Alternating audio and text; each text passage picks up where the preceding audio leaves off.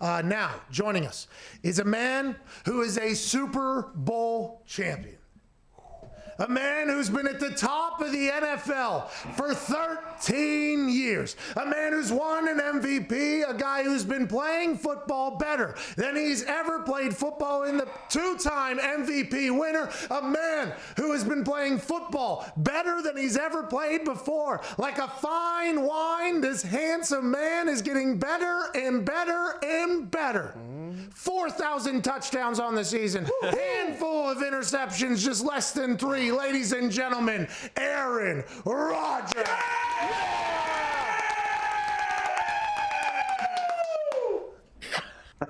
Aaron, how's it going?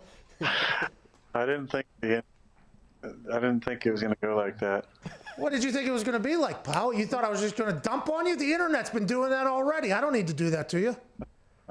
Well, I expect it from AJ, but maybe not from you. Let's talk about the game, shall we? Is there any situation, because this would happen to me, you have a bad game out of nowhere, can't explain why. For you, for the Green Bay Packers team, did you go into that game with a feeling that there could be problematic, or wasn't it until everything started to unravel in the game that you were like, oh, all right, we're in one of these games that happens during an NFL season? Yeah, I mean, I think you don't really go in thinking it's going to be a rough one. I think it was more, they played good on defense. Our first 2 drives, I think, were an anomaly compared to the entire game. We scored on both those drives, but it wasn't very efficient, I don't think. As opposed to the first 4 games, we had a lot of off-schedule plays. There were not a lot of, on-time throw opportunities. And I think that was due to a lot of the coverages and pressures they played, and also the pass rush, which was formidable. So they deserve credit for that. It's a good plan by Todd and their defense. They executed really well, and we obviously had a rough one on offense. Yeah, I guess it's up to, sorry, Pat, I'm zoomed in again. I can't see everything. Aaron, are you, when I watch you and Ndamukong Suh play each other, it reminds me of the old throwback days when Brett Favre would be jawing back and forth with Warren Sapp. Is it a similar situation there? I'm not exactly sure what Favre and Sapp were talking about, but it hasn't been cordial over the years between me and Suh. We've had some battles over the years. I think I mentioned that he got, frozen feet and didn't realize he was stepping on my calf. He also stomped on one of my teammates at one point. He's been, in my time, one of the most dominant 3 techniques in the game for so many years.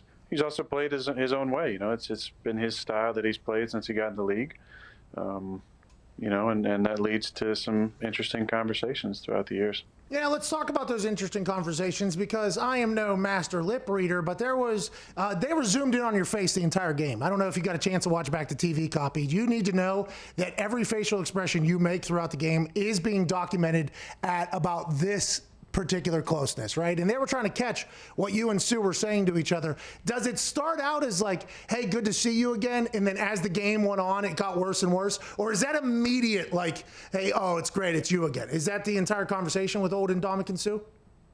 Well, I mean, look, I don't think it doesn't start off as super cordial and goes the other way. I think most of the time it maybe goes the other way. It starts a little hostile and then might ease up as the game goes on. Not always the case. I mean, there's been some. I remember, 2014 we were playing them. That's when the last game of the year was who was going to be the 2 seed and who was going to be the 5 seed. I think it was. We were playing them at home. I messed my calf up in the second quarter. Came back and we beat them. At the 2-minute warning, there was some back and forth. That was some of the all-time trash talk. I mean, it was some of the craziest, maybe scariest, most interesting, 2-minute warning conversation that I've been privy to. And that's just kind of how it's been over the years. I mean, we've had obviously great rivalries with the Chicago Bears, the Vikings, and the Lions during my time. I would say compared to the other 2, it's been maybe a little more hostile against the Lions, and Suh was, part of many of those teams. Mm-hmm. Hey, if you're thinking of the scariest player to face, I think you may be thinking the same guy I am. Is Kyle Vanden Bosch the scariest guy you could ever face when you look across that line? And is there any good stories you have from maybe him threatening to kill some of our old teammates? Bro, those red contacts. I went out on a captain thing against him and shake the hands. Oh my God, I completely forgot about that human's existence. Did you shit your pants to Vanden Bosch on a regular basis with Ndamukong Suh down in the 3 technique as well? No, I didn't have any brown spots on the pants. Smart. That's why you're you.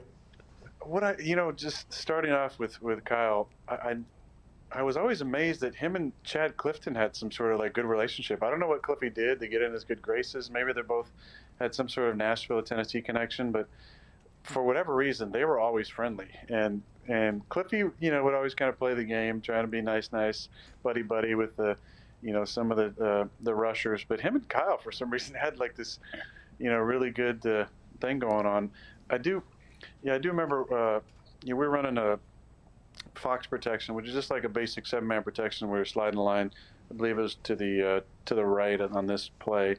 And I think it was Corey Hall, was our fullback at the time, was coming through, and Vanden Bosch was on a TE stun. He looped around from outside his end to the A gap where Corey was, and he never saw Corey, and Corey had kind of a same foot, same shoulder, and knocked him down. And then I remember watching the playback, and Kyle, after that happened, didn't care about what was going on in the play. He literally chased down Corey to tell him, "I'll kill you." And it was pretty amazing. I remember him getting mad at an offsides we had in probably 2009 or 10. Got him offsides, and I remember him yelling that it wasn't him, it was Sue actually. That the penalty shouldn't have been on him. He had that really interesting game voice that was kind of like Christian Bale's Batman. I'm not wearing hockey bats. Yes, and then the red contacts. And to his credit, he made a living in the league being that extra effort hustle guy. You would see him. I remember watching film, and you'd see him 30 yards down the field chasing guys down. It was looking like kind of like Larson in Happy Gilmore at times with his running style, but he was he was super athletic guy and a tough rusher for a long time, and also definitely a guy like Tom Crabtree. If there was a zombie apocalypse, you could choose like some current or former players you played with or against.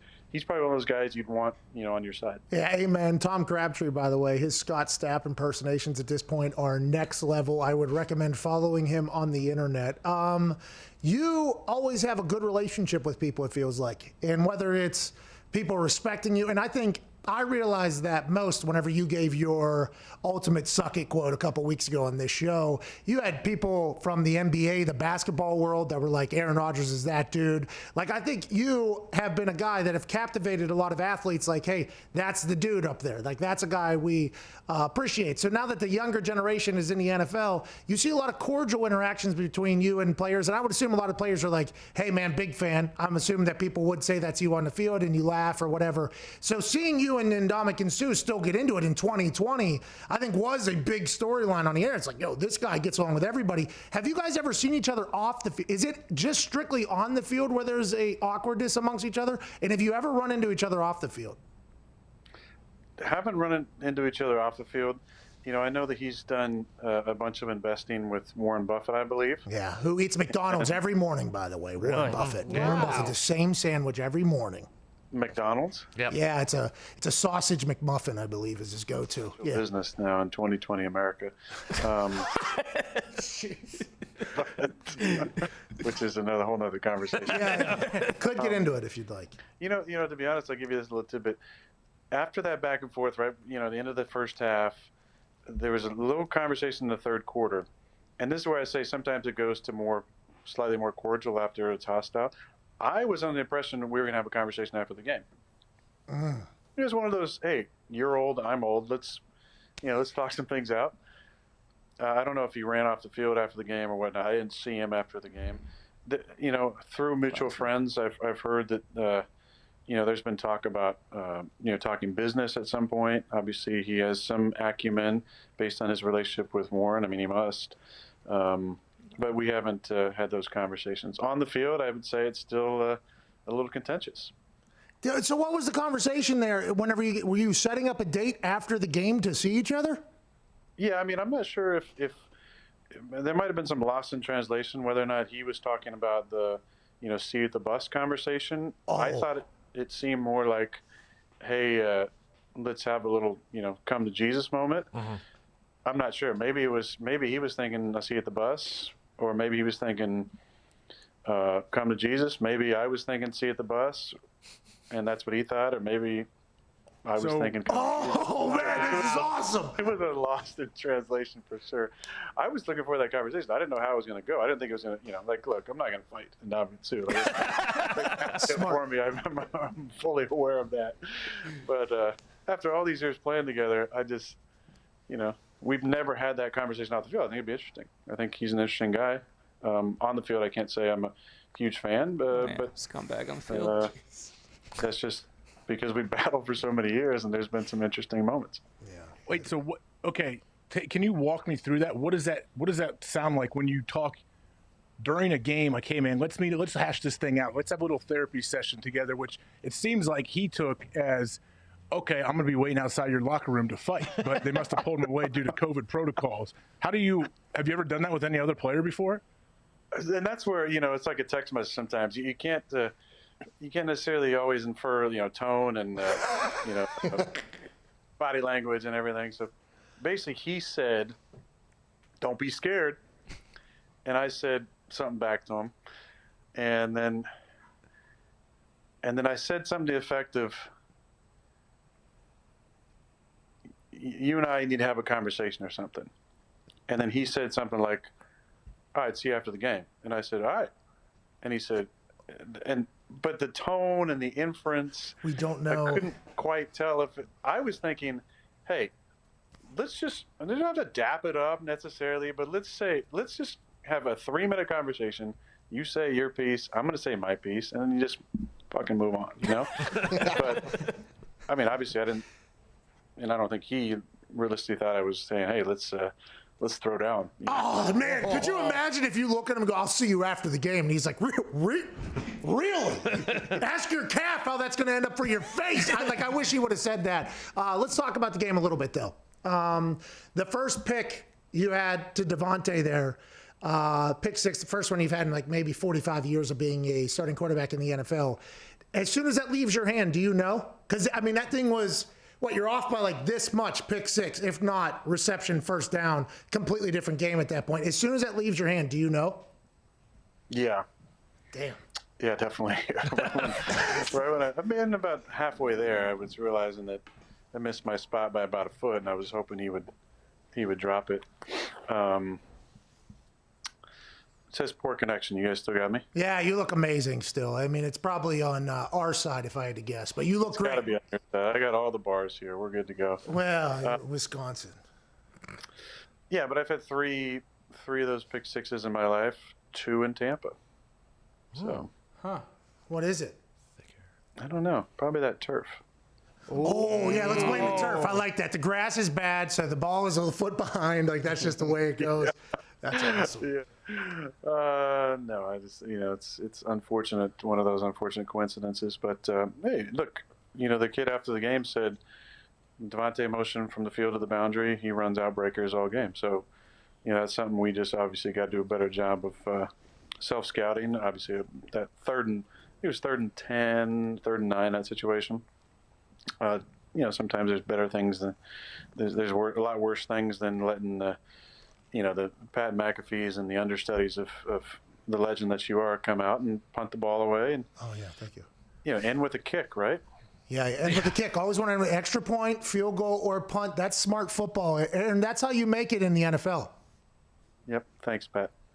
Hey, Aaron.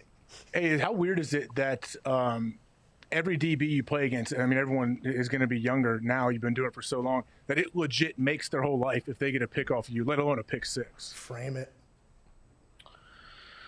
It's a compliment, obviously. Yeah, I mean, look, there haven't. I've been playing a long time. There hasn't been, a ton of those opportunities. I understand, it's a little different picking off of, Brady or Breeze or Roethlisberger. Some of the guys have been doing it for a long, long time. I haven't thrown a lot of, clean ones. where it's just guy makes a good play and picks the ball off over the last few years. It's been a lot of deflections, stuff like that. So that was the first one in a while that was just like, really good play by him, good break on the ball, and the ball was obviously, inside about a foot of where it needed to be. 2 feet would have been for sure probably an incompletion. A foot would have been a 50-50 catch. And that's the beauty and the frustration sometimes in the league is it all comes down to a matter of a few inches sometimes. The next one was a deflection, which is what you just alluded to, by the way, with a clean pick. You don't have a lot of those. Devontae got broken up. Great play, by the way. People are saying potentially pass interference, but that's not talked about. But it was a great play. It gets picked off. Then I heard the commentators, I forget, was it Joe and Troy? I forget who it was. Yeah. Joe and Troy said, when you're a quarterback and that happens, you can be off a little bit. And like maybe you're kind of gun shy or trying to force it a little bit. Does that happen naturally for anybody that's quarterback? Or do you think that it was just the pressure and everything else that potentially changed the way you were throwing the rest of the game? No, I don't think it had anything to do with that. I mean, I've been around a long time and played a lot of football. Like, that kind of stuff doesn't affect you. We were definitely more affected by the pressure and the rush and the fact that we just didn't, we didn't throw and catch it well and get open and move the sticks consistently enough. With the next drive, had a chance to Mercedes down the middle and missed him by about, 4 inches on about a 30-yard play. And that's the thing. I was off. We were just a little bit off, the entire day. Credit, is due to them kind of disrupting some of the stuff that we want to do. But we talk about it a lot. Our biggest opponent often is ourselves and just doing the little things. We had a lot of correctable mistakes in the game. But that's the difference between, a blowout and a tight game against a good opponent. I spotted them 14 points after being ahead 10-0. And then we did nothing. The next drive, we had a chance for a big play to get back in the game, missed it. Next thing you know, they scored a couple touchdowns, and you're down by 2 scores, 3 scores, and then obviously 4 scores when you don't really put anything together. And that was kind of our day on Sunday. But I truly believe it was more of an anomaly than some sort of trend. I mean, we've been so consistent on offense the first 4 weeks, and still, you look at where we're at after 5 games. We're 4-1. We've only turned the ball over twice in 5 games. Woo! Let him know. Let him know, Aaron. No, I mean, I'm just, Pat. My trend on this show is just spitting the facts. Yes, that's right. Do you think, and I did question this on the internet, do you think the football gods potentially, and I'm not saying definitely, I'm just saying potentially here, do you think it was the 3 pumps that potentially got you into deep shit with the football gods, Aaron? Did you think about Hingle McCringleberry potentially coming back and biting you in the ass whenever you're stroking it? You ever think about that? I think that's the wrong way to go, Pat. I think you cannot associate those two things together. When you start doing that, you question every single celebration in your life. You, of all people, a man who is celebrated as much as anybody at your position, Bingo. You must realize, whether necessary or unnecessary, the celebrations have no correlation in that sense. Now, there has been I'm just a couple saying what guys people were saying. People were saying it wasn't me. Yeah, I think when you mock somebody else's celebration, all celebration laws and rules are off. Because there's been guys who have mocked celebrations and gotten hurt in the process. I think it's, that's something you maybe don't want to do. I was definitely not mocking McCringleberry at all. It was an ode of love. And the sad part about it is addressing that rule, which makes no sense to me. Like, I understand the giving yourself up part in the field of play. But as I'm going to the end zone, 0% of me is giving myself up. Now, if that is the case, then am I not a protected player at that point? Again, not a penalty that I want. I do not want a protected penalty. Like, I'm not an advocate for that rule. But you can't have it both ways, right? You can't have it, I'm giving myself up, but then also I'm a non-protected player at that point. Yeah, you took a big shot. You took a big shot in that. Yeah. You know who that was from, right? Who? Winfield Jr. Oh. I had a fun conversation with him. I mean, he seems like a really great kid, and I enjoy watching him play. And I went over and tapped him on the helmet and said, "Like your dad," which I thought which I told him was a real compliment, because of all the players I played against, definitely in my top 10 of guys that I really respect that I played against is Antoine Winfield. Just the way he went about playing. I think he played the game the right way. He was a little dude who packed a punch, and he was athletic enough to play as an outside corner and an incredible nickel. And yeah, that's who kind of gave me that rib shot, which still a little sore today, but I was pretty bummed out when we had to go back on the field. I'm happy for Jonesy and all fantasy owners who had Aaron Jones. Smart. That's very nice of you to think like that. A lot of people would say you'd be too selfish to think like that. Sidebar: what glass of great question or plastic? I don't care about the oceans, but what Bro, I'm not using a straw, bro. Keep the fucking turtles out of my life, dude. What's that? What number green tea is that for you? So today? this is number 2, but I'm happy you mentioned it because I got a Scotch glass here. I saw your interview. What's that? Who went out and got that for you? That's the real question. Oh, it gets delivered here. Come on, it's 2020, bro. Have a little respect for fucking DoorDash, dude. Anyways, no free ads. That day saved my life. You said in the interview that you would add an extra finger to your Scotch drink or whatever. And I'm not privy to the Scotch drinkers. A finger is just what? Just one finger this way or this way? Yeah, like this, bro. Or this. So what do you normally do? 3? Yeah, I mean, like 2 or 3 is pretty good. So did you do 4 on Sunday? You did a full fucking glass? Bro, we got home way too late, man. It was a long night. I didn't get home till like 11:40. By that time, I was ready for bed. So look at how much Scotch that is. Is that what you did? Jeez. It's not that much. That's 4 fingers, dude. You said you normally do 3. That's 4 right there. But you have those fat sausages. Oh, okay. I am Irish, by the way. I do have fat fingers. Hey, Aaron, so are you telling us here on the show that you did the 3 pumps celebration to shed light on a rule that you feel like should be changed? No, I didn't obviously know about the rule change when I was doing it. I'd say that the biggest crisis of conscience that I had during the game was after I ran it in, I didn't realize that a couple of my teammates felt like the shot was unnecessary from Winfield. And so I looked over and I was ready to do the 3 pumps and nobody was around me. But then I looked to my left and my brother, Tim Boyle, my backup, was running down there to play the referee. And so I said, I'm going to go for it. Even though no one else is around me, I'm just going to go for it. Tim's here. So I just battled through, the pain in my ribs just to give some joy to the world.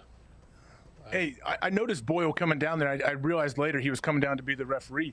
Shouldn't that have been a penalty? You can't leave the bench to come down and celebrate with you. It was happening last night, by the way. Patrick Peterson ran 65 yards into the end zone to celebrate. If this is something the NFL is letting up on, I'm a big fan of, by the way, because as a punter, I would have been sprinting down the sideline with people celebrating touchdowns. Well, look, I believe that the rule is if you're in uniform, you can. If you're not in uniform, you're not supposed to. Because there was some video that the league sent out about the celebration rule that we talked to the referees about before the year, and I believe that was a point of emphasis. Who knows? There was also a point of emphasis about illegal contact, and if you watched the game last night, the Cowboy game, I'm not sure how that that interception by Dre is not illegal contact. Seemed like that's kind of the rule. The whole world is talking about you saying that your team needed a kick in the ass. I mean, that is the big hot button topic of your press conference. The world is talking about the world is talking about. I mean, it was literally Aaron Rodgers said that the team needed a kick in the ass. Does Aaron Rodgers not think he should look in the mirror and maybe kick his own ass? A lot of people are saying out there, obviously. The people were waiting for you to have a bad game. And you know who the people were. The people that you have addressed on this show, they were waiting for you to have a bad game. But the team needed a kick in the ass. Do you just think everybody was getting kind of too comfortable and had a bye week and had a chance to soak it in? Hey, we're very, very good. Is that what you meant by that? I mean, I think we all need that a little bit. When the complacency starts to sink in and you start kind of feeling yourself a little bit, it's always good to kind of get knocked down a little bit. And look, it happens. I mean, I don't, like to deny that it happens is to deny the reality of dealing with success. I mean, we all deal with it from some level. Yourself, too. You got to be careful, you and the boys. When you start climbing too high, you got to remember what it took to get to that point. And I feel like we just – we came into the season not an unknown, but not many people talking about us, even though we were 13-3 in an NFC Championship. Then we win 4 games pretty convincingly, and people are like, they're the best team in the NFL. Well, you got to play like it every week if you want to be the best team in the NFL. Myself and our squad didn't. And I think it can be a good thing. I'm not saying, look, nobody wants to lose to fucking, figure things out. But you also can find ways to positively move forward from difficult situations. We got our butts kicked. I think it's something that we can learn from. People want to, take anything you say and, then those people can make a win-win out of just about anything that can fit a narrative. That's fine. But look, I stand by the things that I say, and I feel like that we can use this as a positive and a reminder when we start climbing that hill again that, consistency is the most important thing. And great teams have consistent habits. And so we got to keep doing the things that got us to 4-0 in order to get back to where we want to be. Here, here, huh? Yeah. Here, here. Atta boy, Aaron. Yeah. You my boy, Blue. What's going on, man? Yep. Ty, what do you got? Aaron, Bakhtiari went down on Sunday. I'm not sure if you've heard anything about his condition, but if he does end up missing an extended period of time, is there any way to replace him on the line? Yeah, you'd replace him with somebody else there, Ty. Next man up, Ty. Figure it out, Ty. We got our butts kicked. That was such a media question from you. I want you protected, pal. I'm tired of seeing you taking the shins. I was worried, Ndamukong Suh was going to step on your neck on Sunday. No, I was proud of Rick. Rick has played a number of positions for us now. Obviously, both tackles. He's worked at times at guard. He's a guy who's been a pro for a long time. Obviously, it was a tough. You never want to see your all-pro left tackle go down, but a lot of people, nobody's feeling sorry for it. I mean, look at around the league. There's a ton of injuries. Various teams are really dealing with it, maybe even more than other teams. But that's kind of been one of the trends from this season so far. Is a lot of major guys have gone down with injuries, and you just got to find a way to keep competing. And there's not going to be any excuses or people feeling bad for you if you're not winning. So we're going to have to find a way to still be efficient. We've done it in years past. We played a game with a center and 4 guards before on the offensive line. 2 of those guards obviously playing tackle. So we've been able to find a way over the years. And if Dave can't go, then we'll make sure Rick feels as comfortable as possible and find a way to get it done. What did Takatari went out of the game with what was listed as an upper body? That's all they told us. What's his name? What's his name, AJ? Justin Takatari. It goes back a long way. But yeah, just upper body, right, Aaron? When Ty wanted you to comment on injury, I figured you were going to say he's got an upper body. Yeah. I did laugh when I saw like chest or upper body. It is interesting how injuries are, talked about and reported. I laugh from time to time when the NFL talks about, gambling policies. Obviously, there's some sort of association with many of the sites, but the whole reason for, an injury report, I would assume, is so lines can be set. I mean, Pat, you'd probably be able to tell me if that was not the case or not. No, that's definitely it. Yeah. There's been different coaches over the years who've handled the injury reports. With maybe more detail or less detail, depending on what team they've been on. I'm not sure what Dave's status is. I haven't seen him since the plane. He, was definitely dealing with some discomfort. But if I know Dave, he's going to do everything he can to get out there and play. Mm-hmm. We've joked with him about times about not having the best pop-up game in the business, where you kind of get popped and maybe hang on the ground for a little bit. I'm not saying I have the best pop-up game either. I feel like at times it's really good. At times, I kind of take a little break on the ground. It reminds me of a great story of one of my all-time favorite teammates, Johnny Jolly, who during a drive one time was kind of on the ground and it was injury timeout, and the guys went out there and the trainers go, "Man, what's going on? Are you okay?" He's like, I'm just tired. But I think Dave will be.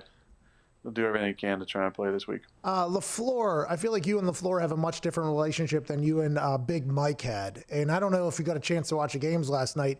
Big Mike is entrenched in battle right now with everybody. There's quotes coming out from the locker room that he's not prepared and they don't trust him and blah, blah, blah, all this stuff. Would it be difficult to go from LaFleur to Mike McCarthy? Like the Dallas Cowboys are going from Jason Garrett, who seems to be the clapper, upbeat all the time, to Mike McCarthy. If you had to talk, not that you want to speak on their situation because you're not in the locker room, but if you had to go from like LaFleur to McCarthy, do you think that would have been a difficult transition or no? Look, I don't know. I mean, every coach has different personality. I think at the core, there's a lot of similarities between, between coaches. I think you never want to hear the inside sources, or if somebody from the inside, or somebody going on, not going on the record, these anonymous quotes or whatever. You don't ever want any of those things. As far as I know, what the facts are today, they're in first place in a division. First place in any division, regardless of your record, assures you a home playoff game. Yeah. We won a division in 2013 at 8-7-1. Had to win our last one to get a home playoff game. So, that division obviously has been a little down this year. With I think Philly's 1-4-1, and the other two teams are 1-5. But they still have a lot of games against each other. The long season, obviously, losing Dak doesn't help because he was off to one of the greatest starts in history as far as like the amount of yards he was passing for and the efficiency. That tragic injury, but. Mike he knows how to deal with any type of adversity.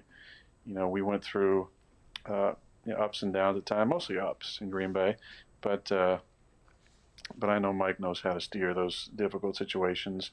But it doesn't matter who you are, whether it's somebody talking about a player or a coach. Like you never want those unnamed sources to come out. That anonymous stuff. I think that's some chicken shit. Yeah, it is rat. Hey, don't be a rat, okay? Let's keep this things internally. And in the report, Jane Slater said, initially the players thought they would keep it internally, but now things are starting to seep out. It's like, oh, very nice of them for 6 weeks to decide not to bury their coach publicly. That's a very interesting world to have. All those anonymous, you can get away with saying whatever, whenever, however nowadays. It's wild. It's a wild time to be alive, Aaron. It's a wild time to be alive. 6 weeks. I mean, that's just a culture. We've talked about it on this show about overreactions. You're 6 games in. And you're just one game without your starting quarterback. So it takes time to find your identity in any season. You're not going to necessarily find it in 6 games, whether you're 6-0 or 1-5 or 2-4 like they are. So, and you got to, on some level, you got to trust the process and give it time to work itself out. Now, last year we had to trust the process. Our first 6 were 5-1, but it was different. Things are different. Schedules are different. Messaging is different. And you just have to embrace the changes and be comfortable in things that make you feel uncomfortable based on your past. And the other part is half the locker room, maybe more in the locker room, it's the first time doing it. So, they don't know anything different. This is just the NFL to them. They haven't been around other coaches or styles. They have in college, but I think you just have to embrace the culture, and that's where the leadership on every team, has the opportunity to lead from the front. And I would guess that this week there'll be comments from the leaders that that clearly talk about the feel of the team, just like for us. Coming back from a difficult loss, it's important for us to messaging to. Like Mike used to always say, listen to your language. How are you talking about yourself, your team, your situation, your culture? Because that's going to talk about the character of the football team. And I look forward to hearing, from our guys and staying positive and realistic about where we're at and where we're going. Golly, that's a good answer there. Hey, that was a really good answer. Wow. And by the way, you keep up with everything. Huh? You know everybody's fucking record at this point? That's wild. Okay. I didn't even know who we were playing normally. Whenever weeks like Wednesday or Thursday, I didn't even know who we were playing. I'm like, I'm just got to kick the ball. Good. I don't know Pat. I don't know what you would do on a normal day. I know you don't have meetings and stuff for the most part. I'm not saying them with all due respect. Thank you. But That's all I you know, you're also a very cultured, man of the people. You got your chain going on. Thank you. Pinky ring, by the way. Frequent V-neck wearer. I'm sure you had. What is that? You're married now? Yep. No, that's this one here, Aaron. See, when you get married, it's on the left ring finger. This is a pinky ring, Aaron, because pinky ring. Yeah. But you had other things going on. I'm sure you had important things that games you were playing, video games probably at times. Cornhole. Yeah. You had. I'm a sniper. Like you, like Patrick. Hold on. Before AJ's question, I have this question. Why don't you think you've done enough for State Farm that they could give you a fucking Rodgers rate at this point? Don't you think that you deserve some sort of Rodgers rate at this point for everything you've done for State Farm? That would be nice. I mean, it's a mutually beneficial relationship. I have a lot of love for that company, and I'm just glad I haven't been completely phased out. Does feel like that's potentially happening, doesn't it?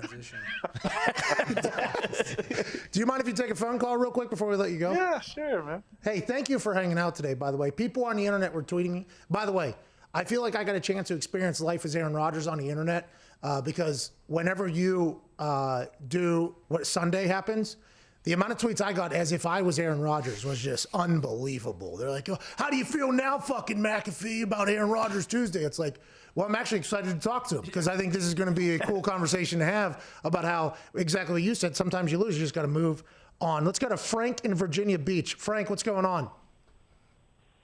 Hey, Pat. Thanks for having me. Hey, Aaron. How you doing? Hey, Frank. That was nice. Hey, so I have a non-football related question. So I know you were an extra in Game of Thrones Season 8. I wanted to get your opinion on how you think the show ended and if you read the Game of Thrones books or not. Great question. This show will never talk about this again, so let's give a good answer here. I haven't read the books, which I think in some people's minds, cancels me from my ability to freely speak my opinion on the subject. But being a big fan of the show and a lover of it for many seasons, I think many of us were disappointed and confused by the ending. Yeah. How, spoiler alert, we got to the end and someone who never wanted to be called Bran, he was the three-eyed raven, now not only takes his namesake, but is control of the world now. It's weird. And then other characters that you really love and appreciate and pull for either die in the last few episodes, Snow, like Jorah, or have like weird endings, like the Red Woman. What is her role in the entire thing? I'm sure maybe spells it out in the books or not. But what happened to Jon Snow as well? He's just kind of kicked in the dick nonstop. Doesn't get a chance to do anything, and then he, in essence, saves somehow the realm from the Mad Queen, and now he gets banished without his lover and real life wife.